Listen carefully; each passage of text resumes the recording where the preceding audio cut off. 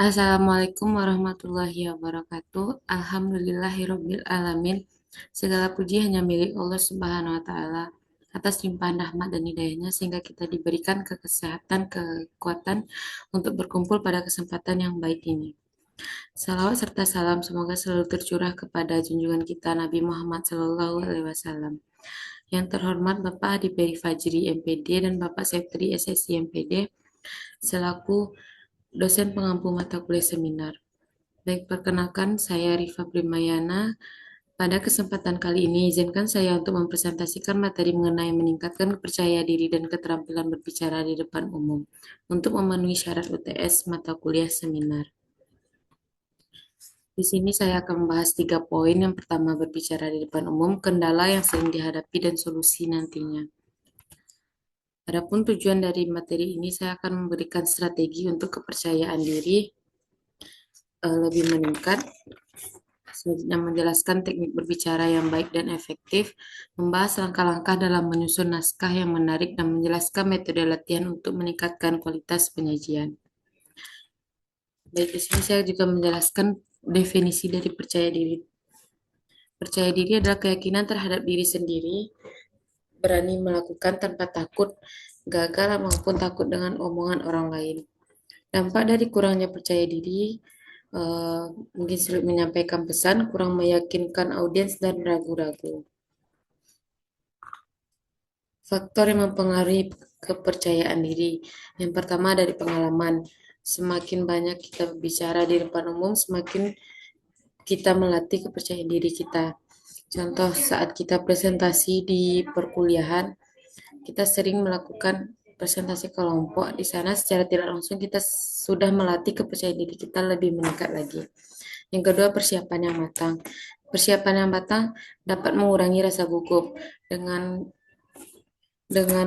persiapan yang kita lakukan sebelum tampil di depan umum itu sudah dapat mengurangi rasa gugup kita sendiri.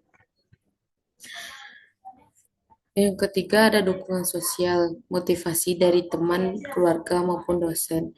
Itu sangat kita perlukan saat kita akan mempresentasikan sebuah materi ataupun mungkin saat kita mau seminar proposal, sidang skripsi, kita sangat membutuhkan dukungan dari orang-orang yang terdekat. Yang ketiga ada pola pikir positif. Dengan berpikir saya pasti bisa tanpa takut gagal itu juga dapat mengurangi rasa takut berbicara dan dapat meningkatkan kepercayaan diri lagi. Selanjutnya cara meningkatkan kepercayaan diri. Kenali dan atasi rasa takut. Seperti yang saya bilang tadi, ubahlah pola pikir negatif menjadi positif. Yang dari awalnya kita berpikiran kita takut gagal, takut akan salah penyampaian pesan. Jadi ubahlah pemikiran tersebut menjadi saya kan sudah latihan sebelumnya, jadi saya pasti bisa. Selanjutnya persiapkan materi dengan baik. Persiapkan materi dengan baik sejauh sebelum kita tampil dengan menulis naskah atau mungkin menuliskan poin-poin utama dan nantinya kita jabarkan dengan bahasa kita sendiri. Latihan secara rutin. Sebelum tampil, lakukanlah latihan secara rutin dengan um, berlatih di depan cermin atau bisa dengan merekam diri sendiri, mungkin juga dengan latihan di depan teman-teman terdekat terlebih dahulu dan lakukan evaluasi sebelum tampil apakah ada yang kurang atau mungkin ada yang bisa diperbaiki nantinya. Yang terakhir, gunakan teknik relaksasi. Sebelum tampil, usahakan relaksasi dulu dengan menarik nafas dalam, tahan sebentar, dan lalu hempaskan secara perlahan. Itu juga bisa mengurangi rasa gugup yang kita rasakan. Teknik berbicara yang baik. Gunakan bahasa yang jelas dan mudah dipahami audiens agar audiens tidak merasa bosan atau monoton. Perhatikan intonasi juga itu dapat mengurangi rasa audiens akan bosan dengan materi penyampaian kita. Gunakan gestur yang mendukung penyampaian pesan.